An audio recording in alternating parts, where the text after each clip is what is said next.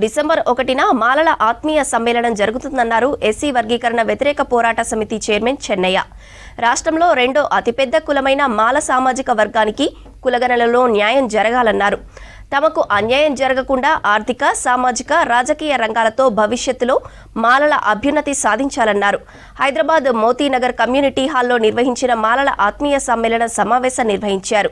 వచ్చే నెల 1న మాలల సింహగర్జనకు ఉద్యోగులు, మేధావులు, మాల సామాజిక వర్గ ప్రజలందరూ పెద్ద ఎత్తున తరలివచ్చి సభను విజయవంతం చేయాలన్నారు.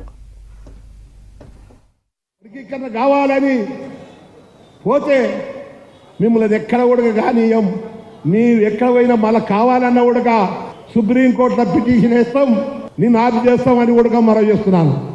పార్లమెంట్లో బిల్లు పెట్టు, పార్లమెంట్ పెడితే కాదని అనుకున్నాడు. పార్లమెంట్లో బిల్లు పెడితే 2/3 మెజార్టీ ఉండాలి. ఎస్సీ వర్గీకరణ బిల్లు పార్లమెంట్లో పెడితే 2/3 మెజార్టీ ఉండాలి. 17 రాష్ట్రాలు బైకాట్ చేసినాయి.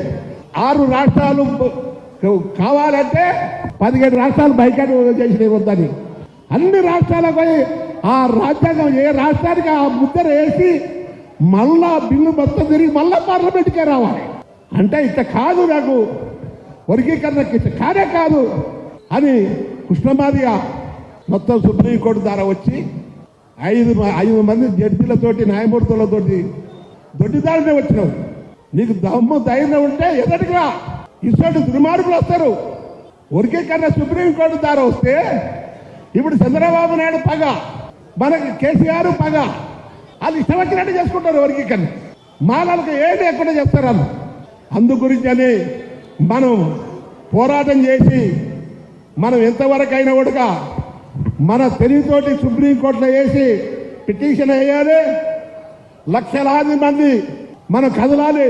బాబాసాహెబ్ అంబేద్కర్ రాజ్యాంగాన్ని కూలదోసే విధంగా ఆర్టికల్ని పక్కన పెట్టి సుప్రీంకోర్టు ద్వారా మరి ఈ తీర్పును తీసుకొచ్చి, ఇది ఒక మనువాద తీర్పు, ఇది రాజ్యాంగబద్ధమైనటువంటి తీర్పు కాదు. ఆ తీర్పు ఈరోజు భారతదేశ దళిత చరిత్రలోనే కాదు, యావత్ న్యాయ వ్యవస్థకే ఒక బ్లాక్ డేగా మేము ప్రకటిస్తూ ఉన్నాము. మీరు ఇలాంటి తీర్పులు తీసుకొస్తే మేము ఊరుకునే ప్రసక్తి లేదు.